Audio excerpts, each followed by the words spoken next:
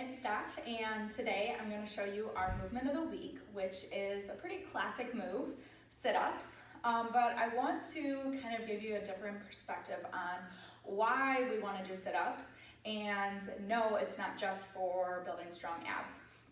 So there's kind of a lot of controversy about sit-ups in the fitness world especially. So there's some people that will say, no, sit-ups are horrible for you, don't do sit-ups, and then other people that say, yeah, do sit-ups for your core strength. But my recommendation to do sit-ups is going to be because it's a functional move. So yeah, you're going to get some core strengthening, and when you do a sit-up, you're also getting some work for the psoas as well.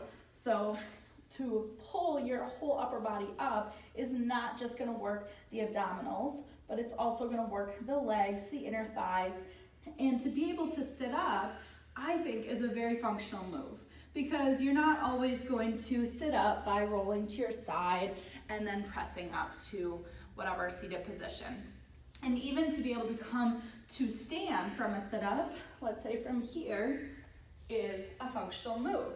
Imagine if you were on the ground, maybe you even fell, and you need to be able to press yourself back up to sit or stand. So that's going to be my recommendation of why you should continue to do sit-ups.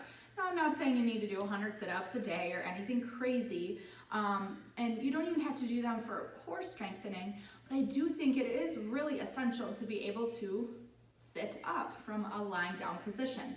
So when you do a sit-up, a couple things to think about.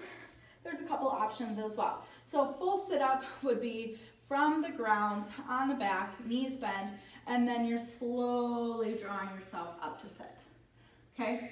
You could go quickly, but I think that kind of defeats kind of the purpose of the move is slow and controlled. So you almost are thinking about like peeling your spine off. That makes it harder versus just going here. When you're doing them really fast, I think that could be potentially bad. So for people that say you shouldn't do sit-ups, yeah, I don't think you should do them really fast. It's going to compress your spine a little bit, and you're not really getting the emphasis on the controlled movement and that slow core engagement. And then you're just kind of moving using momentum to move. So if you do them slowly, whether you're coming down or up, I think you can get a lot out of this move. You could add variations, coming up, maybe doing a little rotation from the chest at the top. You could put a ball between the legs to really activate the inner thighs, maybe a ball or a block. Another nice option is if that's really hard for you to do a full sit-up, take your hands behind the backs of your legs and control it from here. It's going to give you a little bit of assistance. So even coming here, you can kind of use the legs to help you pull up to find that sit-up up and down. You could also do these with a ball or something behind the low back as well. So you're going to see lots of variations of sit-ups in classes this week, and while you're doing them, think about those things: slow, controlled, and functional movement. We want to be able to get off the ground in the quickest, most easiest, most efficient way possible for daily life.